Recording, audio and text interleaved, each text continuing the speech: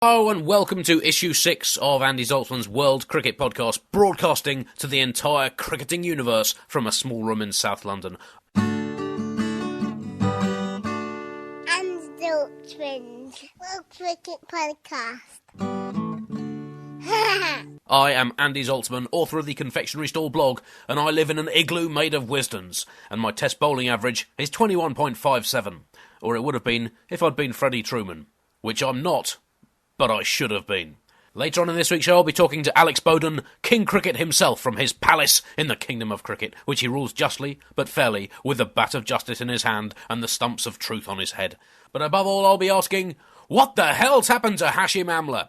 First he was rubbish for a bit, then he got good, then he stayed pretty good for quite a while, nice, solid, steady kind of player, then all of a sudden, bang! He's making Don Bradman look like Russell Arnold. 490 runs for once out. Who predicted that? Be honest, if you predicted that Amla would average 490.00 in the India-South Africa series, you win yourself a free IPL franchise of your choice.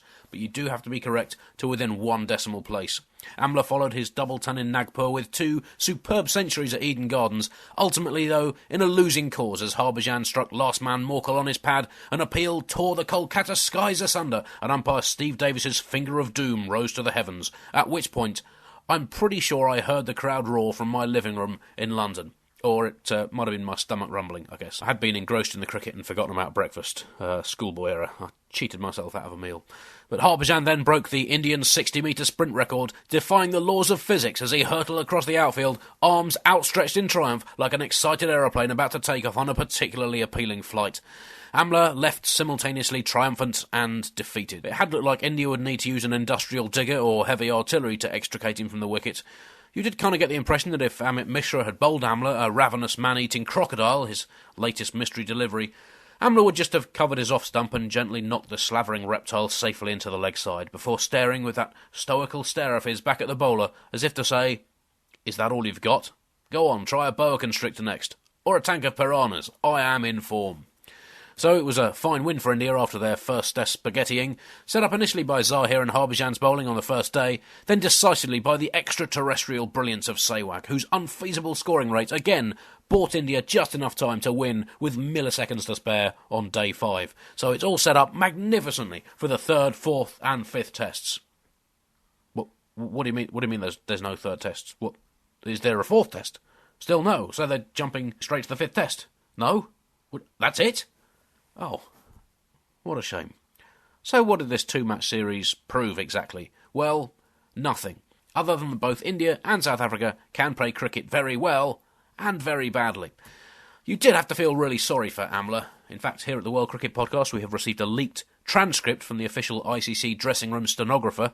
There is now one in every international dressing room to transcribe all conversations as part of the anti-corruption drive. And here's what Amla said when he made it back to the South African dressing room. "You lot owe me a strongly worded apology, preferably in writing. In fact, a bunch of flowers and a condolence card might be more appropriate. I've just become the 5th player to score twin hundreds at Eden Gardens, after Weeks, Gavaskar, Gary Kirsten and Dravid. Now, can you guess what they've all got in common? Can you? Go on, take a guess." No, it's not that their favourite band is Bon Jovi. Yes, I am sure of that. Anyone else? No, it's not that they've all been on a date with Condoleezza Rice. That was just Gavaskar, and it was a business meeting. Well, I'll tell you what they've got in common. They all scored 200s on this ground, just like I've just done, and none of them ended up on the losing side, like Muggins here, who's just batted for 12 hours in the match, while the rest of you muppets forgot which end of the bat you're supposed to hold. Well, thank you very much. Hey, Ashwell, do you know what this is? It's a bat, that's right. And what do we use it for? Is it A, snooker, B, cooking, C, hitting the little red ball, or D, smashing ourselves in the head in frustration when our teammates leave us high and dry after one of the finest batting displays of recent years? Any guesses? Time's up. It was C and D. Smash, ow, smash, ow, smash, ow. So that is what Amla said on his return to the dressing room, and it concluded another compelling but odd and frustratingly short series in which South Africa had begun by scoring 776 for 7 and then lost their next 8 wickets for 43. Funny old world. They scored 5 centuries, but aside from those 5 centuries, their specialist batsmen put together averaged just 12. Smith, Prince and Duminy each averaged 10 or less for the series, and strap in, stats fans. I've been digging, I found a nugget, and I've polished it into an 18-carat statistic. Splat! It's a Zol stat! That is the first time a non-Bangladesh or Zimbabwe test nation has had 3 of its specialist batsmen average 10 or less in a series since India went to New Zealand for a 2-game rubber in 2002-03, and Banger, Ganguly, Sehwag and Laxman all stank the place out big time. 117 runs between them at an average of 7.3. Ouch. New Zealand weren't much better. In fact, only 2 players in the whole series averaged over 26, and Mark Richardson topped the averages. So he can go to bed happy every night for the rest of his life, safe in the knowledge that he once outscored Tendulkar, Dravid, Laxman, Sehwag and Ganguly in a test series. And that is something I, for one, am unlikely ever to do. But I've not really had the chance, to be fair.